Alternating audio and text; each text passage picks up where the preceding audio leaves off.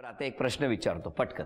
अशी कुठली गोष्ट आहे का की आजोबा तुम्ही आणि आजी तुम्ही आजोबांपासून सांगायची राहून गेली आहे, किंवा आजोबा तुम्ही सांगा अशी कुठली गोष्ट आहे की जी आजीपासून तुम्ही लपवून ठेवली आहे? असं काय काय खेडेमेळ्याचं वातावरण असतं ना, त्यामुळे सांगायचा काय प्रश्न झाला नाही.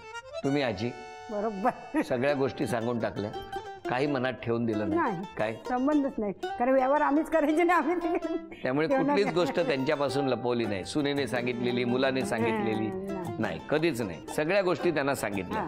तुम्ही आजोबा कधीच नाही. कधी कोणी मित्राने काही सांगितलं आणि तिला सांगायचं नाही असं सांगितलं? असं काही नाही. अरे फ्री वातावरण होतं ना, Very सांगायचं जरूरत नाही काय. शाळेतली वगैरे काही नाही ना, काही गोष्ट सांगाय? हसू नका हो, तुम्ही काय हसता लगेच? नाही ना, काही नाही ना. वर्गातलं शाळेतलं काही सांगायचं राहून गेलेलं नाही. किती गोड असतात आणि त्यामुळे मज्जा पण येते, खूप आनंद वाटतो. कारण खरंच या पिढीने खूप काही दिलं आपल्याला. या ठिकाणी तुम्ही सगळेजण बसलेले आहात, संस्कार तर दिलेलेच आहेत तुम्हाला, पण त्या पलीकडे या दोघांच्या प्रती आज बऱ्याचदा असं असतं ना, आपण आईबाबांना कधी थँक्यू म्हणत नाही, धन्यवाद देत नाही, किंबहुना त्यांच्याशी भांडतो, किंबहुना काय एवढं पण कळत नाही तुला असं म्हणतो. आणि एवढं पण कळत नाही तुला असं म्हणत असताना शेवटी ते बाप आहे, बाबा आहेत आणि आई आहे, हे मात्र कुठेतरी मुलं नेहमीच विसरत असतात. कारण तितका हक्क असतो ना त्यांच्यावर. आज तुम्ही तुमच्या भावना व्यक्त करायच्या आहेत या दोघांबद्दलच्या. नाही, खरंच आई वडिलांनी आम्हाला लहानाचे मोठे केले, पण खूप मेहनत केली त्यांनी आणि मेहनत करून आम्हाला वाढवलं, त्याचा आम्हाला जास्त अभिमान वाटतं. त्यामुळे आम्ही पण आता बिझनेसमध्ये असल्यामुळे आम्हाला ते आठवतं, आई वडिलांनी मेहनत करून आम्हाला वाढवलं, म्हणून आम्ही पण आता मेहनत करायला लागलो. त्याच्यामुळे आम्हाला तर शिकवलंच, पण इतर म्हणजे भावाच्या मुलांना परत इतर लोकांना पण घरी आणून शिकवलं, हे आम्हाला जास्त त्याचा आनंद जास्त वाटतो. त्यांनी आम्हाला लिबर्टी भरपूर दिली. तुम्हाला काही करायचं तुम्ही करू शकता. कधी म्हणजे घरात हे आणलं पाहिजे ते असं कधी त्यांनी आम्हाला बर्डन असं ठेवलं नाही. त्याच्यामुळे आम्ही आता ह्या इथपर्यंत असं पोहोचलो. सुनांकडे द्या जरा, काय म्हणताय? सासू सासऱ्यांबद्दल सुनांकडून काय भावना? प्रत्येकजण सासूला आईसारखं म्हणते, पण मी त्यांना मैत्रिणीसारखं अधिक वाटते. त्यांनी माझ्या आजारपणात माझी आई काढून एवढं सपोर्ट केलं.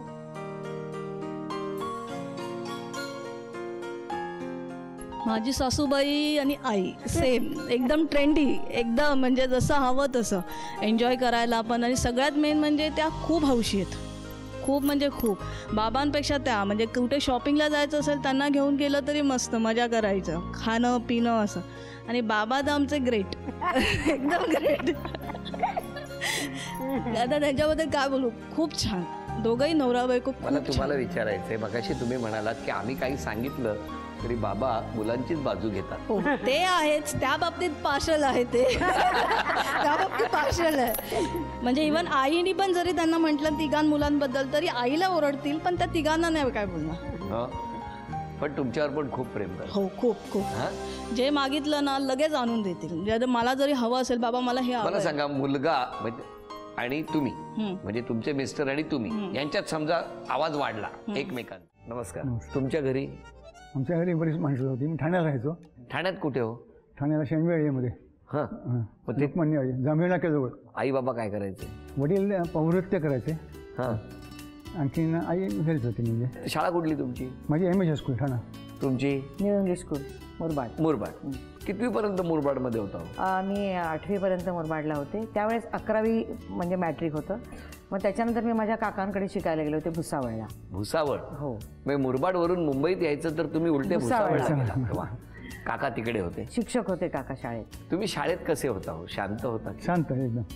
म्हणजे काही हे गडबड करून नाही, काही नाही. नाही, पण आताची मुलं कशी मस्ती करतात. मुलगा म्हटल्यानंतर त्यावर खेळ वगैरे खेळतो, पण अशी मस्ती वगैरे काही नाही. कधी नाही? तुम्हाला आवड नाही, मस्तीची आवड नाही, केली नाही कधी? खेळ आवडायचे? हां, खेळ म्हटलं. कुठले कुठले खेळ आवडायचे? कबड्डी वगैरे होतं, तो वगैरे खेळायचो, क्रिकेट खेळायचो. आणि तुम्ही भुसावळला गेला? हां, म्हणजे 9वी नंतर मी भुसावळला होते. 9वी 10वी 11वी 3 वर्ष भुसावळ. 3 वर्ष भुसावळला. ती 3 वर्ष आणि त्या पूर्वीची सगळी मुरबाडमधली वर्ष, ह्याच्यात कसं काय काय फरक होता? मुरबाडमधली वर्ष खूपच छान होती. कारण म्हणजे एक वेगळं असतं ना आपल्या घरी आणि काकांच्या घरी, असं ते थोडा फरक होता. आणि थोडीशी अजून लहान होते मी, तर मला मस्ती बिस्ती करायला खूप आवडायचं. त्याच्यामुळे तिथे खूप मस्ती. वा, एकीकडे मस्ती आहे, एकीकडे मस्तीच नाही, हो ना? मग शाळेत धमाल केली तू? हो हो मग यायची तक्रार यायची कधी घरी? नाही त्यावेळेला असं तेवढी तक्रार येण्या इतकी मस्ती नव्हती. नाही. मग कशा प्रकारची असते? खेळायला खूपच आवडायचं, धावायला आवडायचं. हं. हो मग 100 किलोमीटरच्या शर्यतीत मी नेहमी जिंकायची. 100 किलोमीटर? Sorry 100 metre. घाबरलो मी. नको म्हणून लगेच दुरुस्ती केली. दुरुस्ती म्हणजे मला वाटलं की भुसावळला सुद्धा या धावतच गेले की काय? 100 मीटर. 100 मीटरच्या शर्यतीत तुमचा पहिला नंबर यायचा. आवडायचं तुम्हाला, धावायला आवडायचं. मग भुसावळवरून परत कधी आला? आणि मॅट्रिक झाले त्याच्यानंतर कॉलेजसाठी म्हणून मी माझ्या मामांच्याकडे माटुंग्याला शिकायला होते. माटुंगा? हो. बरं. 1च वर्ष होते मी SIS कॉलेजमध्ये होते. पण त्यावेळेस मी SISमध्ये दांडीगुल झाली आमची. आणि मग तेव्हा असं काही 6 महिन्यांनी परत परीक्षा वगैरे असं नव्हतं. त्यामुळे परत मी मुरबाडला आले. बरं मला सांगा, तुमचं सगळं शिक्षण ठाण्यामध्ये? कुठलं कॉलेज? कॉलेज नाही, मी कॉलेजला गेलो नाही. गेले? घरच्या आर्थिक परिस्थितीमुळे आम्हाला कॉलेज शिकता नाही आलं. मग तुम्ही काय आणि केलं? मी नंतर बँकेत लागलो नोकरीला. अरे वा. आणि बँकेत लागलो युनियन बँक ऑफ इंडियामध्ये आहे. नंतर त्यावेळी मला ब्रँच मिळाली ती मुलून. आणि ती मॉर्निंग इव्हनिंग होती. घर सकाळी पण कॉलेज करता येत नव्हतं, संध्याकाळी पण करता येत नव्हतं. आणि नंतर मध्ये म्हणजे गॅप पहिली गेल्यानंतर नोकरी बँकेतली? नाही, पहिले 4-5 नोकऱ्या झाल्या. पहिली नोकरी कुठली होती? पहिली नोकरी ठाणा PWD. 80 रुपये पगार होता. किती? 80 रुपये महिन्याचा? काय सांगता? 59 साली. मग बँकेतला लागला ते तिथेच स्थिर तिथं राहिला. होता. हो ना? 35-35 वर्ष इथेच होता. अरे वा वा, छान छान छान छान. मग बँकेच्या परीक्षा वगैरे देऊन ऑफिसर झालो. मग मुरबाडला कशाला गेला? मध्यस्थानी दाखवून काय झालं? मध्यस्थातर्फे आलो. मुरबाडला कशाला गेलात म्हटल्यानंतर हसूच म्हणजे केवढं मोठं संकट आल्यासारखा प्रश्न विचारला. मी गेलो नाही, मग ती आली. कोण? मध्यस्थ. मध्यस्थ. स्थळ घेऊन आली. आणि त्यांनी काय हे स्थळ सांगितलं? मग तुम्ही बघण्याचं कारण कल्याणला भेटलो.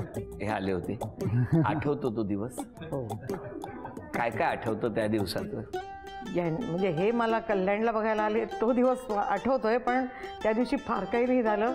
पण जेव्हा ह्यांच्या घरी मला बोलवायला बघायला नेलं ठाण्याला, तेव्हा फार गंमत झालेली. काय काय काय झालं? म्हणजे असं झालं की त्यांना चष्मेवाली मुलगी नको होती. बघितलं आत्ता चष्मा काढला त्यांनी तेव्हा. मग तर आणि आत्याने यांना सांगितलं होतं मुलगी चष्मा बिष्मा काही नाही आहे मुलीला. आणि म्हणजे मला यांच्या घरी यांना मी पसंत पडले म्हणून यांच्या घरी मोठ्या माणसांना दाखवण्यासाठी घेऊन गेले मला. आणि मी चष्मा काढला आणि मला भरपूर नंबर असल्यामुळे मला समोरचं काही दिसलेलं नाही आहे. त्यामुळे मी यांना काही बघितलेलं नव्हतं तेव्हा.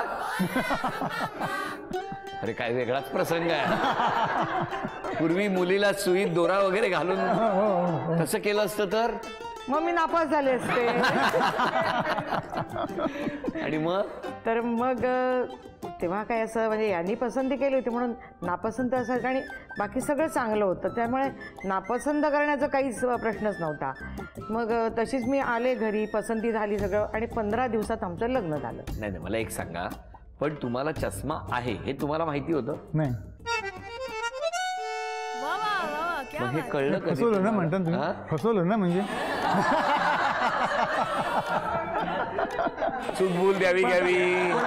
पण आता नंतर उपयोग काय? नाही, लग्न झाल्यावर तुम्हाला समजलं की आहे ना? हो. लग्नानंतर बरेच दिवसानंतर. आणि तुम्हाला तेव्हा चष्मा नव्हता? नाही, मला चष्मा आता पण चष्मा नाही. हो हो, काही हरकत नाही हो. आता काही दाखवण्याचा कार्यक्रम नाहीये. मग मला दिसत नसायचं चष्मा काढून. पण मी तशीच आणि त्याच्यात आणखीन गंमत म्हणजे मी ह्यांना अजिबातच खरं नीट बघितलेलं नव्हतं. आणि लग्नाच्या दिवशी बघावं तर मला जो चष्मा होता तो नेमका कर्मधर्मोत्सवामध्ये फुटला होता. आज जर सांगितलं की व्यक्त व्हा तर तुम्ही कसे व्हाल आजी समोर? हल्लीच्या पद्धतीप्रमाणे गुडघ्यावर वाकून फुल हातात देऊन बाबा आय लव्ह यू. आणि आजी तुम्ही कसं व्यक्त होणार? डू यू रिअली लव्ह मी? अरे वा, किती गोड.